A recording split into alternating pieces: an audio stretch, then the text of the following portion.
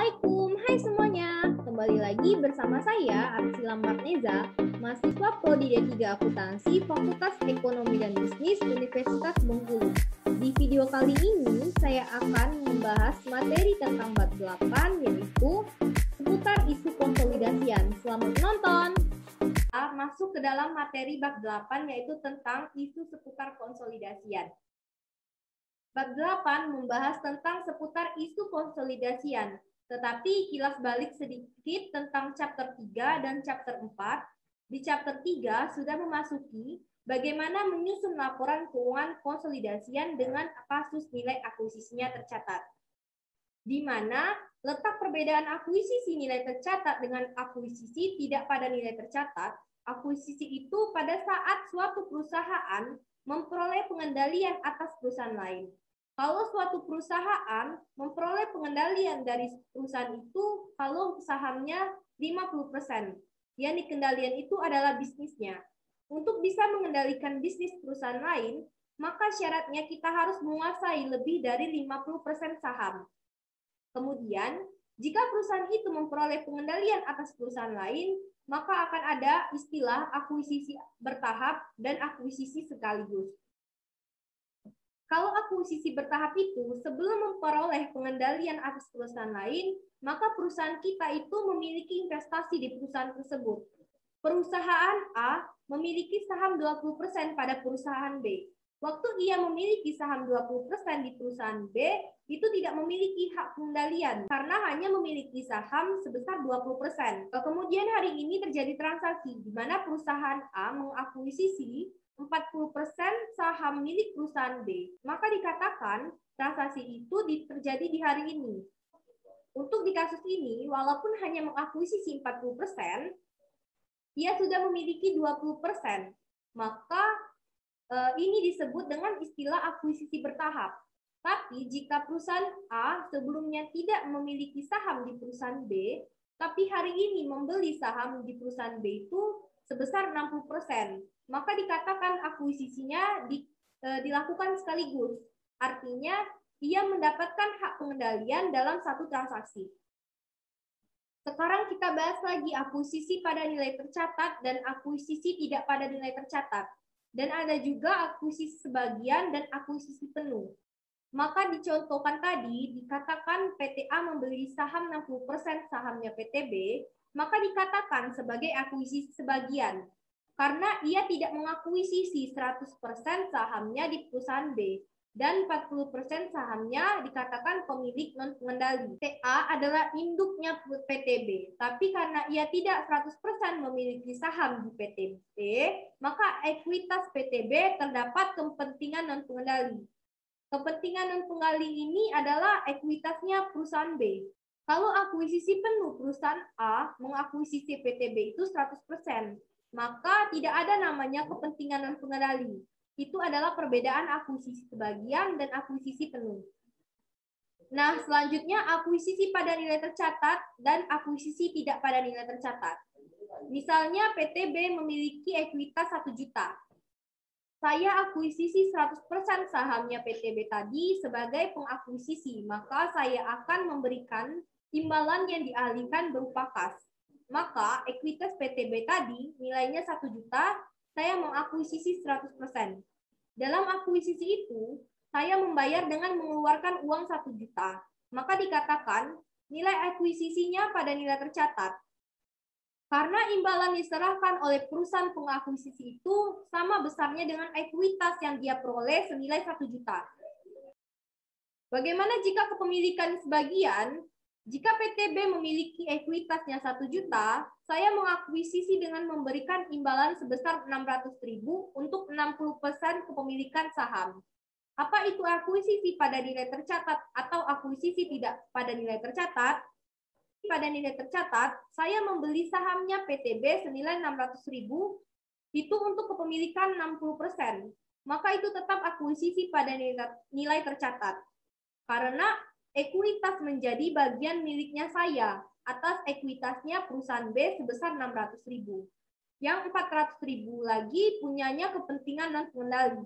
Maka tetap dikatakan akuisisinya pada nilai tercatat. Jadi nilai PT itu nilainya 600.000, sama dengan nilai imbalan 600.000, maka dikatakan nilai akuisisinya pada nilai tercatat. Dengan akuisisi nilai tercatat ini, apa konsekuensinya?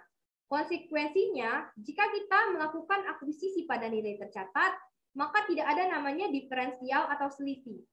Jika muncul diferensial atau selisih ini yang harus dialokasikan, maka itu akuisisinya tidak pada nilai tercatat. Bagaimana menemukan diferensial ini?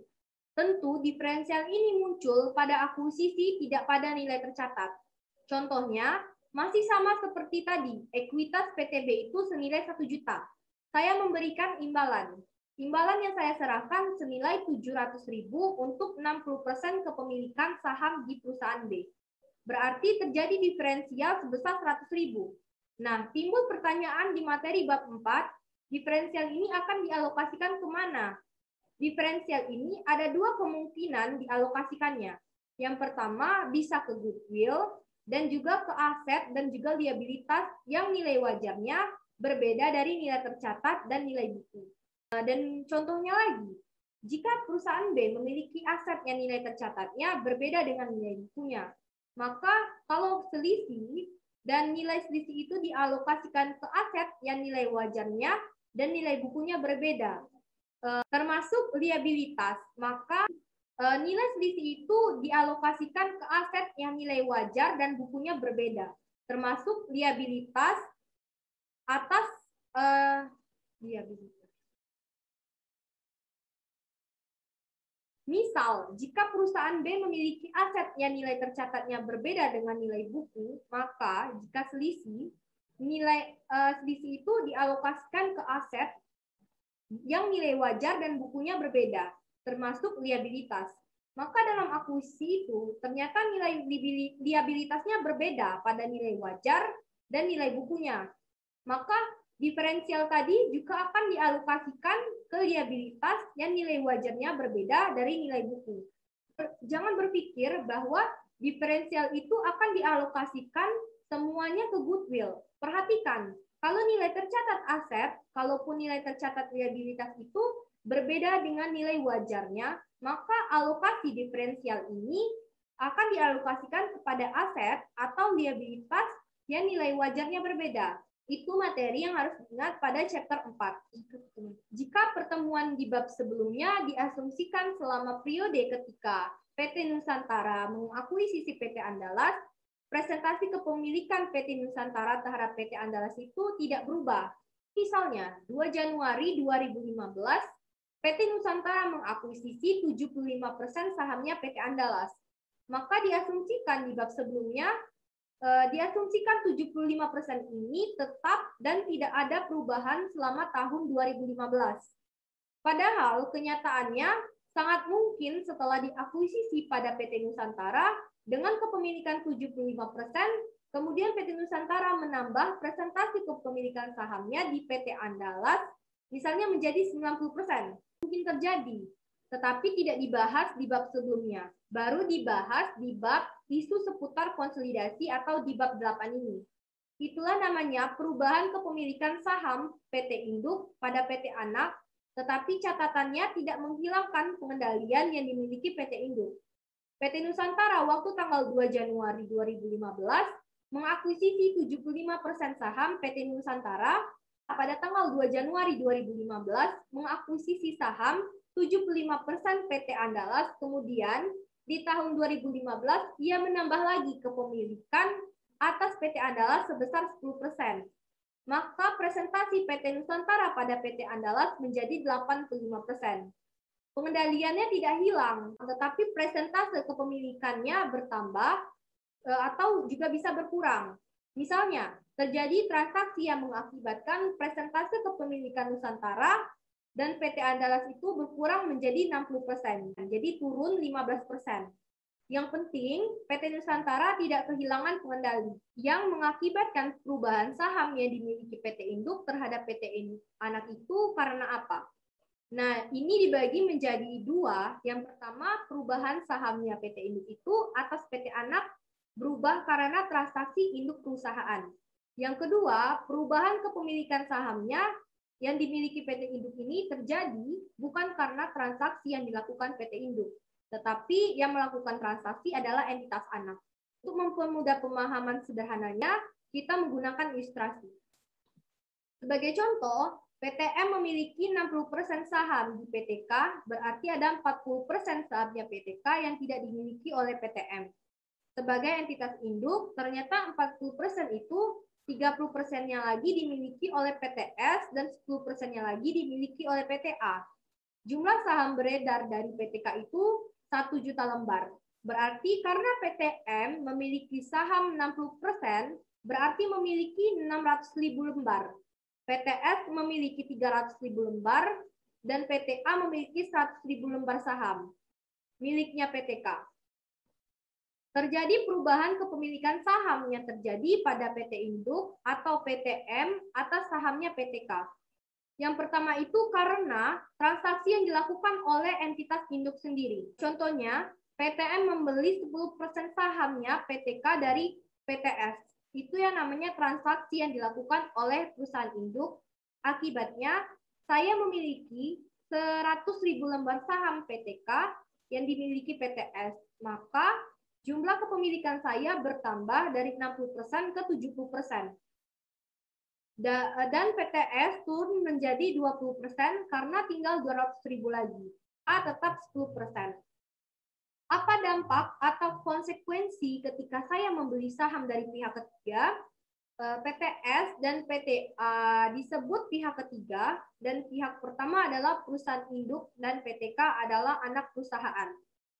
Induk bertambah dan kepentingan pengendalian itu berkurang konsekuensinya.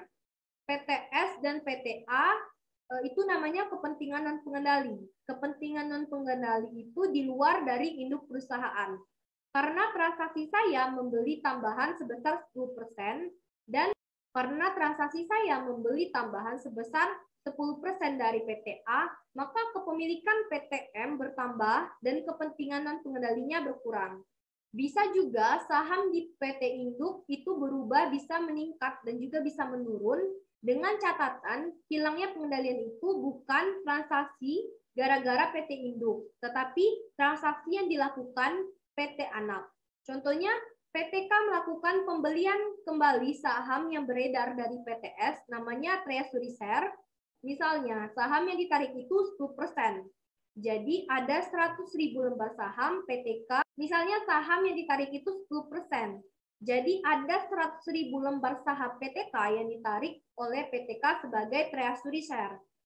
Otomatis 100.000 lembar saham ini tidak beredar. Yang beredar hanya 900.000 lembar lainnya yang melakukan transaksi ini bukan PT Induk tetapi PTK.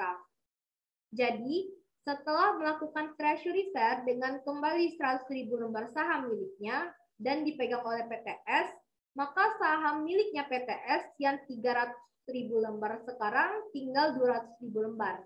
PTA tetap 100.000 lembar dan PT Induk tetap 600.000 lembar. Maka jumlah yang beredar 900.000 lembar, bukan 1 juta lembar. Maka yang 100.000 lembar tadi kemana? Dijadikan treasury share. Kita lanjut, yaitu kasus di mana entitas induk menjual sebagian saham kepada pihak ketiga. Ini sama yang melakukan entitas induk yang mengakibatkan kepemilikannya berkurang. Contohnya, dengan PT Induk membeli saham PT Anak sebesar 80%, lalu PT Indo menjual sebagian kepemilikan atas PT Anak kepada pihak ketiga dengan menerima imbalan berupa kas sebesar 160 juta. Akibatnya, penjualan ini kepemilikan PT Indo menjadi turun sebesar 60%. Maka konsekuensi lain dari dampak pembelian oleh PT Indo adalah meningkatnya kepemilikan non-pengendali menjadi 40%. Jurnal yang dibuat PT Induk saat penjualan adalah kas yang bertambah sebesar 160 juta, lalu investasi pada perusahaan anak berkurang sebesar 144 juta, dan ia mencatat ekuitas tambahan modal disetor sebesar 16 juta. Sama seperti tadi, sebelum membuat jurnal eliminasi, harus melakukan perhitungan jurnal eliminasi. Jurnal eliminasi yang masih sama dengan yang penjelasan tadi, kemudian perubahan kepemilikan akibat aktivitas pada entitas anak.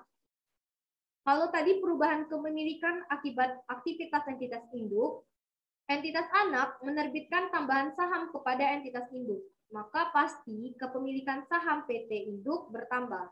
Pada tanggal 31 Desember, perusahaan anak menerbitkan tambahan 100.000 lembar saham pada PT Indo seharga 1.200 per lembar, sehingga mengakibatkan presentasi kepemilikan saham pada PT Induk itu meningkat.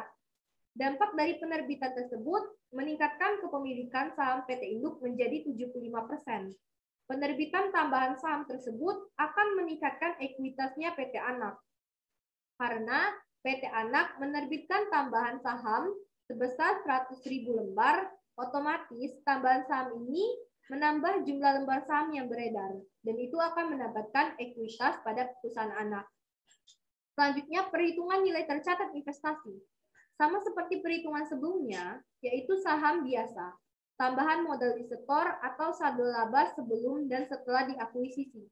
Dengan begitu, kepemilikan saham induk meningkat menjadi 75%. Selisih yang disesuaikan dengan menambah nilai tercatat, investasi, dan selisih antara nilai tersebut dengan jumlah yang dibayarkan tidak boleh disebut sebagai keuntungan pada laba rugi karena merupakan transaksi ekuitas. Kita akan kembali lagi di kesempatan lain pada channel yang sama dalam membahas akuntansi keuangan lanjutan 1. Terima kasih kepada kalian yang telah menonton video ini dan jangan lupa di like. Wassalamualaikum warahmatullahi wabarakatuh.